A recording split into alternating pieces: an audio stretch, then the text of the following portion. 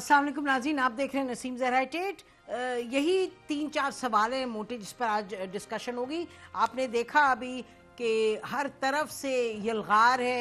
एक तरफ वो कह रहे हैं जी बिलावल भुट्टो जो कि जिनका कारवान कराची से चला है बहुत दिन पहले और अब पहुंचेगा कल इस्लामाबाद इंशाल्लाह, वो कह रहे हैं जी आप तो करें रिज़ाइन। और इमरान खान साहब कह रहे हैं, प्राइम मिनिस्टर कह रहे हैं अगर तुम लोग हारे तो लग पता जाएगा कि क्या होगा तुम्हारे साथ, में क्या करूँगा। उधर से उनकी पार्टी के कुछ लोग कह रहे हैं अभी अगर तहरीक अदम इत्तेमाद आई तो फिर हम सोचेंगे। 40 लोग थे आपने देखा जो अलीम खान के साथ, उन्होंने कहा जी हम देखेंगे फिर कि हम क्या करेंगे। और मौलाना साहब ने कहा कि जी लाठियाँ हमारे पास रखी हैं हमारे लोगों के पास घर में, आप अगर कुछ करेंगे तो हम भी बताएंगे। तो फिर अजब माहौल है नाजरीन, बड़ा ही कोई एक सेंसेशन सी क्रिएट हुई है। ये बात तो दुरुस्त है कि अब तो इसमें कोई डाउट नहीं रहा कि आएगा वोट ऑफ नो कॉन्फिडेंस। और एक बात हम कहते चले ज़रूर कि जो प्राइम मिनिस्टर ने अपनी जलसे में 2 रोज़ पहले उन्होंने कहा कि EU ने, यूरोपियन यूनियन ने ख़त लिखा, यहाँ एम्बेसडर्स ने तमाम ने मिलकर और कहा कि जी आप इस पे यूक्रेन पर रशिया को कंडेम करें।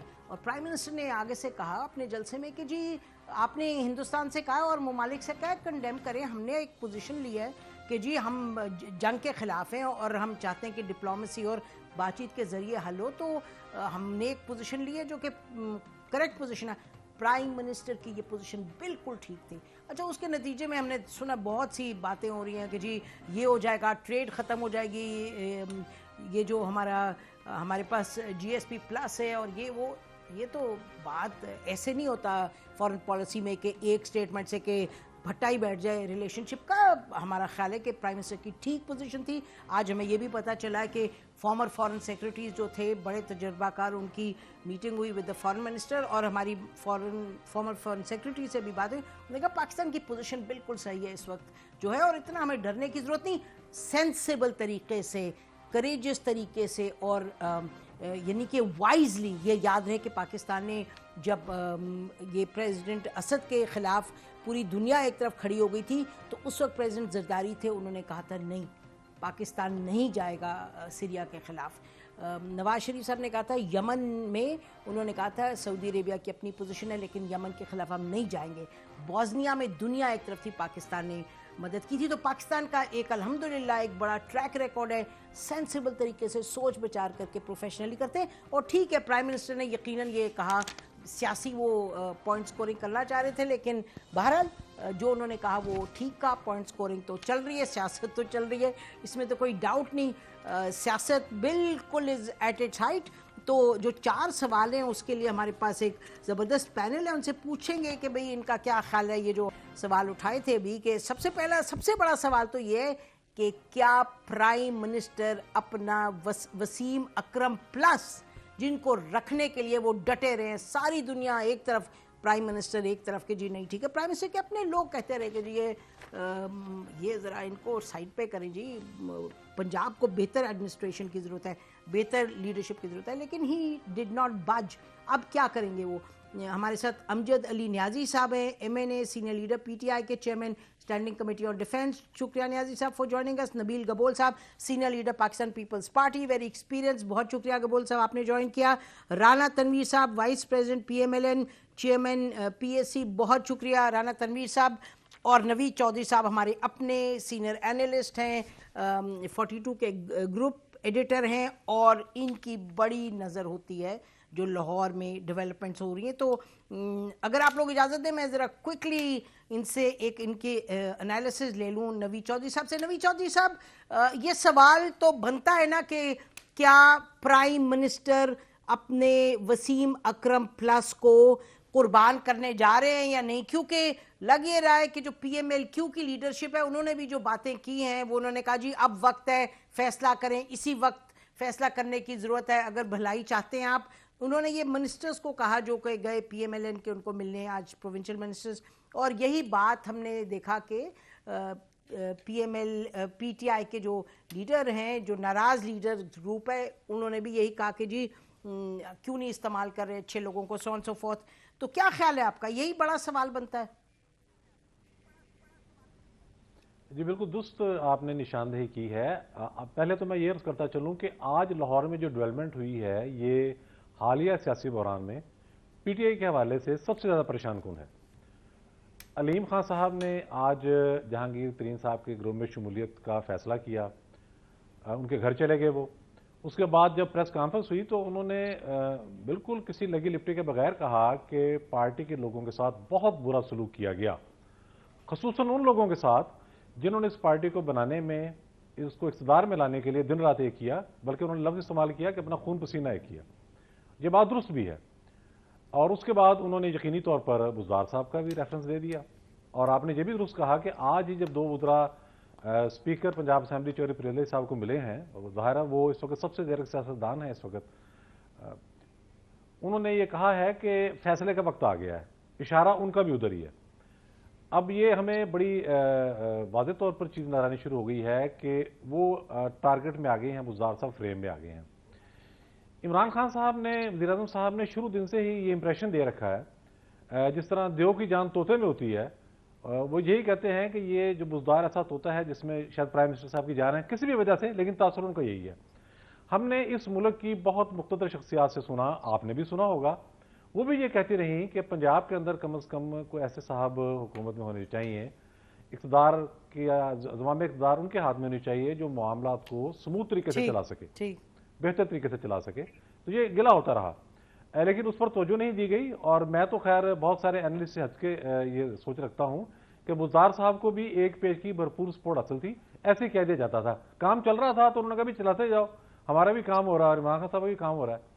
लेकिन अब जो बहरान रुख अख्तियार कर चुका है उसमें बुज़दार साहब के इर्द गिर्द बहरहाल एक हाला बन गया है, और अब ये देखना है कि मामला किस तरफ आगे जाता है। जी, लेकिन वो टारगेट है। बिल्कुल ठीक है। न्याजी साहब ये बताइएगा कि आपके लीडर ने आज, प्राइम मिनिस्टर ने उनको भेजा इस्माइल साहब को वहाँ बात करने के लिए पंजाब में, तो लोग तो ज़रा इमरान इस्माइल साहब को ना उनकी सियासी इतनी कोई यानी कहेंगे कि ज़ीरक है, ना उनकी इतनी कोई गहरी सोच है, और उनको भेजना इस वक्त बात करने के लिए पंजाब में, क्या यकीनन दोस्ती है उनके अलीम खान से, लेकिन ये दोस्ती से तो बहुत बढ़ के एक चीज़ है।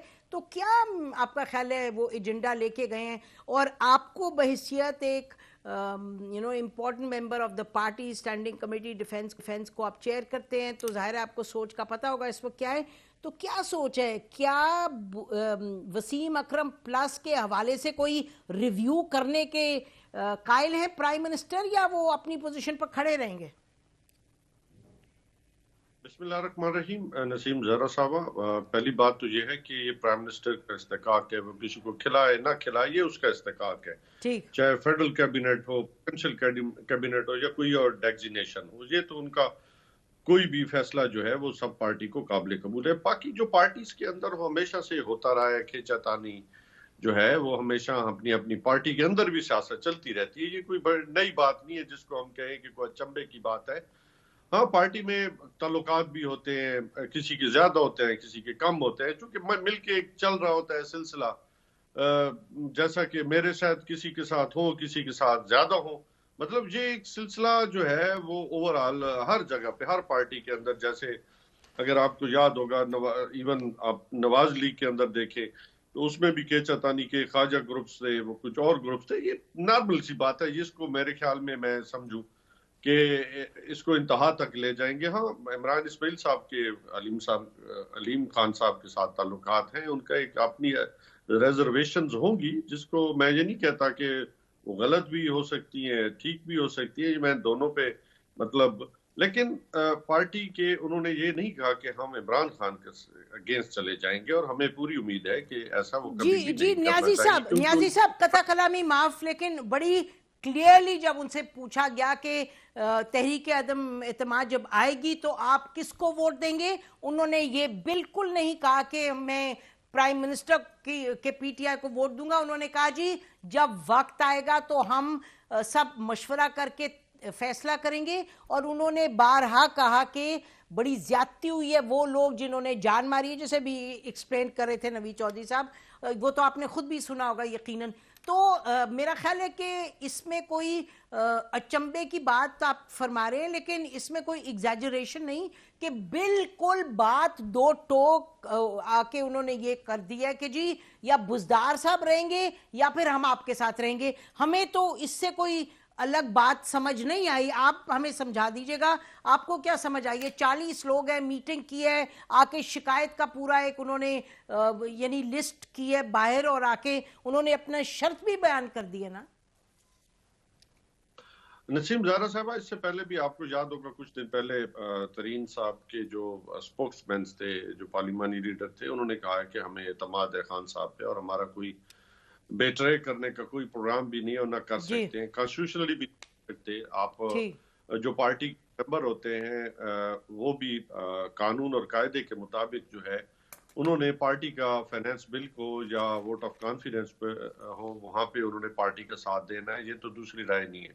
दूसरी बात है कि उन्होंने एक बात की है कि हमारे जो कुछ लोग हैं जो नाराज हैं, जो हम उनको यकसू भी करेंगे और इंशाल्लाह ताला मिलके हम बेहतरी की उम्मीद लाएंगे। ये भी उन्होंने एक बेहतर बात की है कि उन्होंने इसको भी एक मैं समझता हूँ कि पॉजिटिव साइन है, कोई इसमें नेगेटिव साइन नहीं है जिसको हम समझे कि अभी एक्सट्रीम तक चीजें गई हैं। एक्सट्रीम तक कुछ भी नहीं गया। इंशाल्लाह ताला खान ने जैसे पहले कहा, कल के जलसे में भी कहा कि हमारी हालात में बड़ी गहरी नजर है और मेंबरान असेंबली जो हैं वो भी कोई हमसे दूर नहीं है और ना हम समझते हैं कि ये लोग जो है हमें शिकस्त दे। 11 लोग जो है कई दिनों से, पिछले 1.5 माह से, बल्कि पिछले 3.5-4 साल से हमें कह रहे हैं कि आज गया, सुबह गया, शाम गया जी, लेकिन अल्लाह ताला के शुक्र। अच्छा आपको लग रहा है, अच्छा ठीक है, आपको लग रहा है कि वही हालात हैं जो 1.5-2 साल पहले थे। ठीक है, राना तनवीर साहब आप फरमाइएगा, जो इस वक्त लाहौर में जो डेवलपमेंट हुई है, आप तो लाहौर से अभी निकले थोड़ी देर पहले, आप क्या कहेंगे जी? ये अब PMLN की इस वक्त क्या स्ट्रेटजी है? PMLQ की तरफ से क्या ये पोजीशन सामने आई है? PMLQ तो जाहिर है इस वक्त PTI के साथ है, और ये जो डेवलपमेंट अभी हुई है, तरीन साहब के ग्रुप को ज्वाइन किया है अलीम खान साहब ने, उसके बाद आप लोगों की हिकमत अमली क्या है? हाँ नसीम ज़हरा साहबा, मैं आपको बताऊं कि मैं हैरान हूँ कि ये किस किस्म के पार्टी है या हुक्मरान है जिनको अभी तक ये एहसास नहीं कि पाकिस्तान में क्या सिचुएशन है। इनकी हुक्मरानी से, इनकी पॉलिसी से किस तरह अवाम और इनकी अपनी पार्टी सारा पाकिस्तान बेजार है और वो चाहते हैं जितनी जल्दी हो सके इससे जान छोड़ जाए। और ये इनकी अपनी पार्टी की बात है जो 1.5 साल से लगे हुए हैं कि अपोजिशन के साथ भी कुछ करें। अब भी ये कहते हैं कि अभी अफरा तफरी का आलम है, कोई 5 बंदे, 10 बंदे, फिर 20 बंदे, फिर 40 बंदे। और आप देखेंगे कि जब ये प्रैक्टिकली जब शुरू हो जाएगा खेल के, जब जमा हो जाएगी तरीके नमाज जहाँ भी हो, यकीनी तौर पर पहले तो प्राइम मिनिस्टर भी कर रहे हैं, तो मैं समझता हूँ कि बहुत सारे लोग साथ देंगे। ये सहारा दे रहे हैं कानून का, कॉन्स्टिट्यूशन का, कि जी वो डिफेक्शन क्लॉज है, उनको वोट देना है। वो कोई भेड़ बकरियां तो नहीं है, ये इलेक्टेड लोग हैं, MNAs हैं, 10-10 लोगों के, लाख लोगों के ये नुमाइंदे हैं। और आप उनको जो मर्जी ट्रीट करें, जिस तरह मर्जी हुक्मरानी करें, जिस तरह मर्जी मुल्क को बर्बाद कर दें, और वो खामोश रहे इसलिए कि डिफेक्शन क्लॉज है। तो वो मेरा ख्याल है ये इसी बड़ी खाम ख्याली में आने वाले दिनों में इनको पता चल जाएगा। जहाँ तक आप क्यों की बात करते हैं, मैं आज भी आपको बता रहा हूँ कि जब भी वो, अगर मुझे बताएं, ये एक बड़ी आम फहम की बात है कि PTI के वो इत्तेहादी हैं, अगर वो उनके इत्तेहादी हैं तो उनको बरमला कहना चाहिए, हम उनके साथ खड़े हैं। वो कहते हैं कि हमने अभी तक कोई फैसला नहीं किया। तो ये तो एक बहुत ही नेगेटिव उनकी जाती है बात, ये उनका स्टेटमेंट या स्टांस टुवर्ड्स PTI या हुकूमत के। तो उनको ये तो कह भी रहे हम आपके साथ हैं, वो कहते हैं आप फैसला करेंगे। इसका मतलब वो इनसे हट चुके हैं और वो फैसला मुस्बत ही करेंगे। जो भी होगा वो इंशाल्लाह आप देखेंगे, इत्तेहादियों का फैसला भी इसी तरह आएगा जिस तरह दूसरी कौम सोच रही है। मैं नहीं समझा कि ये वो सिर्फ ये ओपन होने की बात है कि ओपन चीजें जब हो जाएंगी, जब तरीके आ जाएगी और उस स्टेज पे पहुंच जाएंगे तो ये फैसले सुन लेंगे, खुद ब खुद ही सुन लेंगे। फिर इनको पता चल जाएगा कि क्या सूरत हाल है। अभी ये वो जी नाराज हैं, वो नाराज तो भाई आप नाराज हैं, वो तो हम लाइक नहीं ले रहे हैं कि नाराज हैं ये लोग। तो मैं समझता हूँ कि ये इनकी बात कि अभी वो सीरियसनेस नहीं आई। फिर मैं समझता हूँ कि कोई मिसाल है कि बस फिर पूरा अपना चुको तो उनका हट जाओ, ये तो उस पोजीशन में है। तो जब घर पे आ जाएगी तो फिर कहेंगे ठीक है हम तो जा रहे हैं। मैं समझता हूँ ऐसी कोई बात नहीं। ये जो काम शुरू हुआ है ये मुंतकी जान तक पहुंचेगा इंशाल्लाह, और ये रिजल्ट आपको बड़ा पॉजिटिव आएगा इसका हमारी इस तरीके में बात। ठीक है जी, ब्रेक लेते हैं नाज़रीन। ब्रेक के बाद वापस आएंगे, बात करेंगे कि जो सेंटर में करने जा रही हैं तीनों पार्टीज मिलके। अभी एज वी स्पीक तो तीनों जो मेन पार्टीज हैं उनकी लीडरशिप की आपस में मीटिंग हो रही है। आसिफ अली जरदारी साहब के घर शहबाज शरीफ साहब भी वहाँ मौजूद हैं, मौलाना फजल रहमान साहब भी मौजूद हैं। ये भी कहा जा रहा है कल ANP का भी आएगा, वहाँ से पेशावर से चलेगा एक जुलूस, और वो भी आके ज्वाइन करेगा पीपल्स पार्टी के कारवान को, जो D चौक पे कल आके बैठेगा। और देखते हैं नाज़रीन कि आगे सूरत हाल क्या बनती है। Stay with us after the break.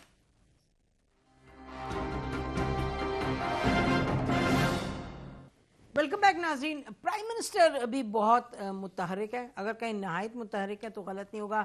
आज उन्होंने अपनी कोर कमेटी की मीटिंग भी की, उन्होंने नेशनल सिक्योरिटी काउंसिल की कमेटी मीटिंग भी की, जिसमें मिनिस्टर्स भी रेलेवेंट मिनिस्टर्स थे, जिसमें आर्मी चीफ थे, तीनों इनफैक्ट फोर्सेस के चीफ्स थे, DG ISI भी मौजूद थे। उसके बाद प्राइम मिनिस्टर ने अपनी और मुख्तलिफ MNAs वगैरह से मीटिंग की। उन्होंने टास्क्स दिए कि कौन किसके साथ कांटेक्ट में रहेगा। तो जो प्राइम मिनिस्टर कह रहे थे मैं तुम्हारे साथ ऐसे करूँगा, फिर तुम्हें पता चलेगा कि तुम्हारे साथ हुआ क्या। इफ़ यू फेल, तो वो प्राइम मिनिस्टर उनको फेल करने में लगे हुए हैं, और जाहिर है जो अपोजिशन है वो अपने आप को विक्टोरियस करने में लगी हुई है। तो बहरहाल यही इस वक्त सिलसिला चला हुआ है पाकिस्तान में। हमें नबील गबोल साहब ने भी ज्वाइन किए, लीडर हैं पाकिस्तान पीपल्स पार्टी के, और यकीनी तौर पे वो बिलावल भुट्टो की जो कारवान चला कराची से उसका हिस्सा हैं। और तो पूछते हैं उनसे कि नबील गबोल साहब ये ज़रा बताइएगा कि अभी बात क्लियर नहीं हो रही कि किसके खिलाफ पहले आएगा ये vote of no confidence, prime minister के खिलाफ आएगा या स्पीकर के खिलाफ आएगा? क्योंकि अभी कुछ ही देर पहले JUI के लीडर अकरम दुरानी साहब ने मीडिया से कहा है कि आपको परसों पता चलेगा पहले किसके खिलाफ आएगा। तो इस पे कोई आप बताना चाहेंगे हमें? देखिए, अभी ये तो डिसीजन पार्टी लीडरशिप को लेगी। अभी हम पहुंच गए गुजर खान से पहले अभी, और इस वक्त पोजीशन ये है कि हम दोनों तरफ से पार्टी हमारी जो है वो इस हुकूमत पे अटैक कर रही है। एक तो लॉन्ग मार्च की सूरत में जो पूरा पाकिस्तान को जगा दिया, दूसरा जो वोट ऑफ नो कॉन्फिडेंस आपने बात की वो पंजाब में भी आ सकता है और प्राइम मिनिस्टर के भी खिलाफ आ सकता है। मुझे कोई स्पीकर का नजर नहीं आ रहा है, बिकॉज स्पीकर को हटाने से इस मुल्क का मसला हल नहीं होगा। तो इस मुल्क का मसला हल जो है वो सिर्फ और सिर्फ प्राइम मिनिस्टर को हटाने से होगा। अब उसके लिए वोट ऑफ नो कॉन्फिडेंस की तैयारी है, मेंबर्स पूरे हैं, और मैं समझता हूँ जैसे मैं पहले कह चुका हूँ कि चेयरमैन बिलावल जैसे ही एंटर करेंगे इस्लामाबाद, मैं अज्यूम कर रहा हूँ, ये मैंने पार्टी की तरफ से बोला, लेकिन आई अज्यूम कि सेकंड डे ही जो है वोट ऑफ नो कॉन्फिडेंस का रेजोल्यूशन पेश हो सकता है, क्योंकि हमारी तैयारी मुकम्मल है। और मैं समझता हूँ कि ये वक्त आ गया है कि जो गलत फैसले प्राइम मिनिस्टर इमरान खान साहब कर रहे हैं और जिस तरीके से तकरीर करके ऑपोजिशन को डरा रहे हैं, धमका रहे हैं, जो लहजा इख्तियार किया उन्होंने वो प्राइम मिनिस्टर का लहजा नहीं है। तो प्राइम मिनिस्टर साहब को घर जाना पड़ेगा किसी सूरत में, और मुझे पूरा यकीन है, और चेयरमैन बिलावल साहब इस वक्त यहीं पे साथ है, उनको भी पूरा यकीन है कि लॉन्ग मार्च इतना कामयाब हुआ है कि इमरान खान साहब को अब जाना पड़ेगा। लेकिन मैं समझता हूँ कि कुछ दोस्तों का ये भी ख्याल है कि उस्मान बोजार साहब को जाना पड़ेगा पहले या बाद में, मुझे ये नहीं पता है। लेकिन ये मूव लाहौर में अलग से चल रही है, जैसे आपने देखा आज अलीम खान की और जहांगीर तरीन ग्रुप की मीटिंग हुई है। लेकिन इसमें अब वो आज रात को हमें बताएंगे, जैसे ही चेयरमैन बिलावल पहुंचेंगे इस्लामाबाद तो आज रात बताएंगे कि क्या फैसला हुआ है। फैसला आज रात ही हो जाएगा। अच्छा, ये बताइएगा कि बिलावल भुट्टो बार बार ये कह रहे हैं कि प्राइम मिनिस्टर को कि आप 24 घंटे में रिजाइन करें, 24 घंटे में रिजाइन करें और आपको करना पड़ेगा। तो ये किस बुनियाद पे कह रहे हैं? क्योंकि ये प्राइम मिनिस्टर का तरीकाकार तो नहीं है कि वो मैदान से भागे, यानी कि वो ही स्टैंड देयर एंड फाइट। और जाहिर है और आप लोग भी अपना वोट ऑफ नो कॉन्फिडेंस लाएंगे, तो ये जब वो उनको कह रहे हैं कि आप रिजाइन करें, आपको रिजाइन करना पड़ेगा, तो वो वोट ऑफ नो कॉन्फिडेंस के हवाले से कह रहे हैं या कुछ और उनके जहन में है? देखिए, वोट ऑफ नो कॉन्फिडेंस के अलावा बहुत सारी चीजें जहन में है। जिस तरीके से उन्होंने इंटरनेशनली पाकिस्तान को एक ऐसे कॉर्नर पे लाके खड़ा कर दिया जहां पर लीडरशिप की ब्रेवरी या लीडरशिप की मैच्योर स्टेटमेंट को बहुत देखा जाता है, जो कि इमेच्योर मूव हुई है उनकी तरफ से।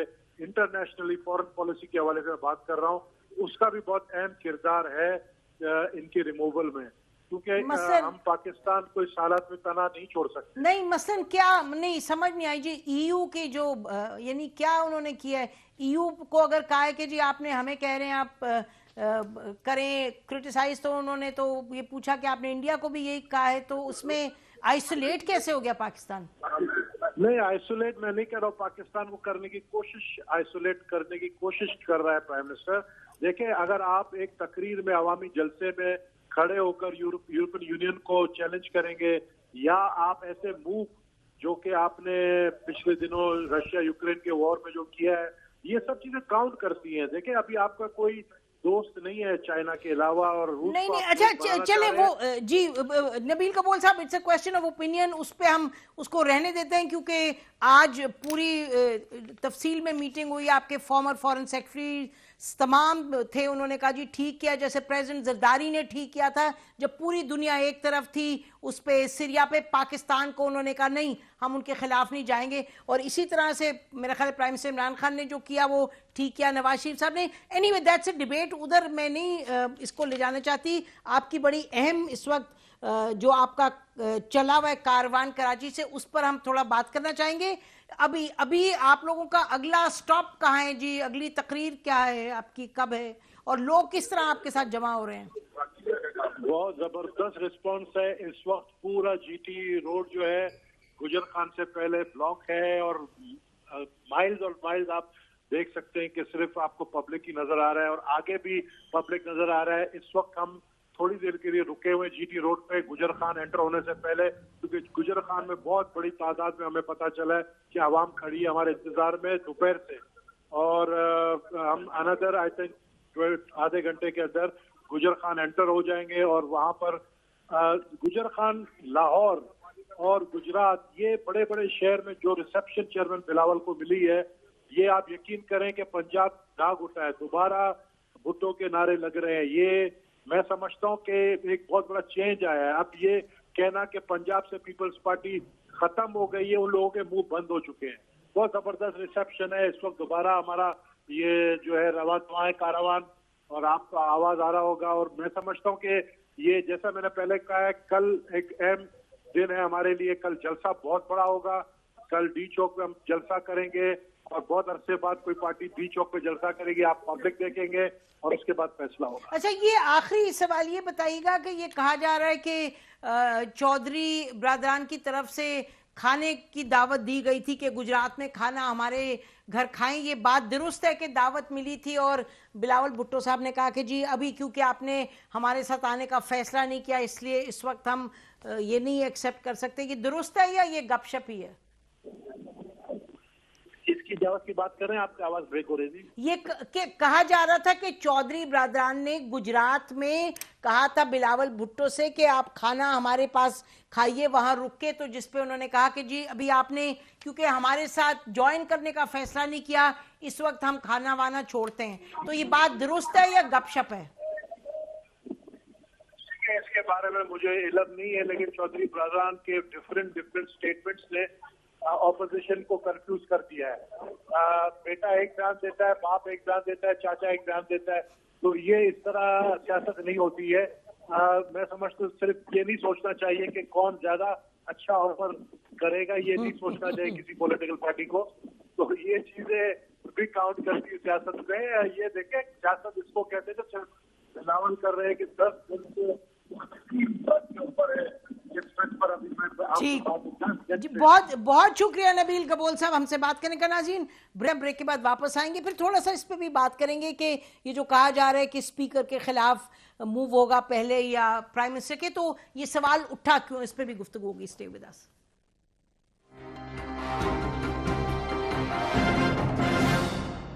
क्वालिफाई कर सकता है और मेंबर्स को भी जाहिर है वो तो खैर ईसीपी के प्रोसेस के थ्रू फिर उनकी मेंबरशिप खत्म हो, ये बात दुरुस्त है जी? नहीं, स्पीकर कौमी असेंबली के पास कोई इख्तियार नहीं है कि अगर तहरीक इंसाफ के या जिस पार्टी के भी हों, वो अगर अपना तहरीक एतमाद के बारे में जो अपने उसके हक में जो वोट कास्ट करेगा तो स्पीकर को मना नहीं कर सकता, रिजेक्ट नहीं कर सकता, मुस्तरद नहीं कर सकता, जिसके पास कोई इख्तियार नहीं। अच्छा, गुड, ये तो बड़ी अहम बात आपने बताई कि आप कह रहे हैं कि अकॉर्डिंग टू द रूल्स कोई उनके पास इख्तियार नहीं है स्पीकर साहब के पास कि जो वोट डालने आए तो उसको वोट डालने से प्रिवेंट करें। तो ये इस वक्त सवाल उठ रहा था क्योंकि पीटीआई के लोगों का ये कहना था कि जो आके डालेगा वोट उसका वोट काउंट नहीं करेगा और स्पीकर उनको प्रिवेंट कर सकते हैं वोट डालने से। नाज़रीन, हमें ज्वाइन किया है जहांगीर तरीन ग्रुप से इस वक्त शेख सलमान नईम साहब ने। उनसे पूछते हैं कि इनकी जो ग्रुप है उसकी डिमांड के। बहुत शुक्रिया सलमान फॉर ज्वाइनिंग अस। पहले तो ये बता दीजिएगा इन क्लियर वर्ड्स के आप लोगों की पीटीआई की लीडरशिप से डिमांड क्या है? हमने आपकी कंप्लेंट्स तो सुन लिया है, तो डिमांड क्या है कि बुज़दार साहब को चेंज करें? जी बहुत शुक्रिया जी। बिल्कुल, जहांगीर तरीन ग्रुप पहले तो पिछले 1.5 साल से मौजूद है और वो बना इस वजह से था कि हम समझते थे कि जहांगीर तरीन साहब के साथ ज्यादती हुई, लेकिन अब जाहिर है सारे एमपीएस जो जहांगीर तरीन साहब के ग्रुप के रुकन हैं उनके रिजर्वेशन हैं अपने चीफ मिनिस्टर से, उनको शिकायत हैं, उनके शायद काम नहीं हो सके, शायद उनको डेवलपमेंट फंड नहीं मिल सके जो वो चाहते थे। बिल्कुल रिजर्वेशन तो मौजूद है सीएम के साथ। तो फिर यही है ना, अगर आपसे कहा जाए कि एक डिमांड जो ग्रुप की है वो तो यही है कि फिर बुज़दार साहब को बदला जाए, इज यस और नो में बताइए। जी आप समझ सकते हैं कि बिल्कुल अच्छा, that is a demand. Okay जी, बात क्लियर हो गई। अच्छा, दूसरा ये बताइए कि ये कमेटी सुना है जहांगीर तरीन साहब ने कोई बनाई है, उसके बारे में जरा बता दीजिएगा। जी बिल्कुल, एक 5 रुकनी कमेटी बनाई गई है। नुमान लंगड़ियाल साहब है उसमें, अजमल चीमा साहब हैं और 2-3 लोग हैं। वो कमेटी इस वजह से बनाई है कि जहांगीर तरीन साहब क्योंकि खुद अभी पाकिस्तान में मौजूद नहीं है, तो जो राब्ते और जो डेवलपमेंट्स होंगी वो इसी कमेटी के सपोर्ट की गई है और ये जहांगीर तरीन साहब को ये रिपोर्ट करेंगे, जिनसे भी मुलाकात करेंगे और जो भी राब्ता होगा। अच्छा, तो दूसरा ये हम सुन रहे थे कि जहांगीर तरीन साहब वापस लौट रहे हैं कि वो 8 तारीख को तशरीफ लाएंगे, तो अब उनका आना डिलेड है फिलहाल। नहीं, जहांगीर तरीन साहब का क्योंकि वेंसडे को जो है वो डॉक्टर से अपॉइंटमेंट है, वेंसडे के बाद हम बड़ा क्लैरिटी से कह सकेंगे भी जहांगीर तरीन साहब कब वापस आ रहे हैं। अच्छा ठीक है, ओके। अच्छा तो जी सलमान, एक आखिरी सवाल ये कि जब पूछा गया अलीम खान साहब से कि वोट ऑफ नो कॉन्फिडेंस अगर आएगा प्राइम मिनिस्टर के खिलाफ, वो तो सेंटर में और यहाँ, तो आप लोग क्या वोट ऑफ नो कॉन्फिडेंस में किस तरफ जाएंगे? तो उन्होंने कहा हमने भी ये बात तय नहीं की। इसका मतलब एज वी स्पीक नाउ आप लोगों का जो ग्रुप है जहांगीर तरीन ग्रुप, उसमें ये क्लैरिटी है कि हम अनकंडीशनली पीटीआई को सपोर्ट नहीं करेंगे in vote of no confidence. Is that correct? जी बिल्कुल, आप ठीक कह रही हैं कि अच्छा, तो इस वक्त और प्राइम मिनिस्टर के साथ कोई आप लोगों की या आपके ग्रुप की लीडरशिप की कोई मीटिंग तय है? जी अभी तक तो कोई मीटिंग तय नहीं है। प्राइम मिनिस्टर साहब ने जो है वो गवर्नर सिंह के जिम्मे शायद लगाया था कि वो राब्ता करें और वो जहांगीर वो अलीम खान साहब से मिले भी हैं कुछ देर पहले। जो भी डेवलपमेंट्स होंगी इंशाल्लाह वो मीडिया के सामने लाई जाएंगी as soon as possible. Imran Ismail साहब मिले हैं इनको, अलीम खान को? अलीम खान साहब को, जी। अच्छा ठीक है। और आप एज सून एज पॉसिबल यानी कि कोई अगले कुछ घंटों में कोई बात सामने आएगी या अभी कुछ नेगोशिएशंस हो रहे हैं? जी बिल्कुल, जो एमपीएस के रिजर्वेशन हैं उनको जहांगीर तरीन साहब तक जब पहुंचाया गया तो उन्होंने 24 घंटे का वक्त मांगा है कि 24 घंटे में वो मुशावरत करके अपने दोस्तों से फिर इंशाल्लाह दोबारा हमारी ग्रुप की एक मीटिंग होगी जिसमें वो जहांगीर तरीन साहब भी डिसाइड करेंगे हमने फर्दर क्या जो है वो इकदाम उठाने हैं हमारे ग्रुप ने। और प्राइम मिनिस्टर इमरान खान ने जो भी पैगाम भेजा है इमरान इस्माइल साहब के थ्रू वो भी सामने आएगा, आपने कहा कुछ देर में। बिल्कुल। और आपने ये भी फरमाया कि आप लोगों की ये बड़ी क्लियर कट डिमांड है कि बुज़दार साहब वसीम अकरम प्लस शुड गो होम। बहुत शुक्रिया सलमान हमसे बात करने का। नवीद चौधरी साहब, ये पूरी आपने सुनी बात, ज़रा आप लुबे लुबाब बताइएगा, अगले आप 24 घंटों में क्या देखते हैं पंजाब में, 48 घंटों में? बहुत क्लैरिटी के साथ मामला हमारे सामने आ गया है अब कि बुज़दार साहब के हवाले से तो एक इत्तफाक राय हो गया है हुकूमती पार्टी के अंदर और इत्तेहादियों के दरमियान। मुस्लिम लीग का मुतालबा भी यही है और जो सलमान साहब ने बात की है अभी उसमें बड़ी क्लैरिटी के साथ उन्होंने बता दिया। जहाँ तक वफाक का ताल्लुक है तो वो भी मामला बहुत क्लियर है। एक खबर चल रही है कि जब प्राइम मिनिस्टर साहब ने फ़ोन किया था तो अलीम खान साहब ने फ़ोन अटेंड नहीं किया था, फिर इमरान इस्माइल साहब आए हैं, मिलके चले गए हैं, तो जाहिर है बहुत हद तक वो इररेलेवेंट है पंजाब की सियासत से, वैसे भी गैर सियासी आदमी है। तो वफाक की सतह पर भी क्या फैसला होगा इसका भी हमें 1-2 रोज़ में पता चलेगा। लेकिन जहांगीर तरीन साहब से जो ज्यादतियाँ हुई हैं वो सबके सामने हैं। और फिर एक हमें तीसरा एंगल है वो ध्यान में रखना चाहिए। बहुत ही बाखबर हल्के ये दावा कर रहे थे पिछले 10 दिनों से 12 दिनों से कि जो एक्शन प्लान बना है उसके में 4 अफराद ऑन बोर्ड हैं। एक्चुअली आगे किसी और को पता हो तो ठीक है, लेकिन 4 हैं। आसिफ जरदारी साहब, नवाज शरीफ साहब, मौलाना फजलुर रहमान साहब, जहांगीर तरीन साहब। और इस वक्त हम जो सियासी मंजरनामा देख रहे हैं हमें उसमें वाज़ेह तौर पर नजर आ रहा है कि ये 4 शख्सियात ही प्रिवेल कर रही हैं। अच्छा, जहांगीर तरीन साहब भी इसमें है, आने वाला मंजर। ठीक ठीक। अच्छा, बड़ा आपने कहा कि जहांगीर तरीन साहब भी उस कोर ग्रुप में हैं। और अब प्रोग्राम का भी टाइम खत्म हो रहा है। आप सबका बहुत शुक्रिया नाज़रीन। अगर हम इसी पर कंक्लूड करें कि फाइनली इमरान खान साहब के सामने ये चॉइस बड़ी क्लैरिटी के साथ है कि अगर उन्होंने पंजाब में सरवाइव करना है पीटीआई ने, तो उनको फाइनली वसीम अकरम प्लस को कुर्बान करना पड़ेगा। ये आपने सुन लिया बड़ी क्लियरली जो जहांगीर तरीन ग्रुप के इस वक्त स्पोक्स पर्सन हमें कह रहे थे। हमारी तरफ से आज इतना ही। देखते हैं अगले 24 घंटों में क्या होता है। खुदा हाफिज़। पाकिस्तान जिंदाबाद।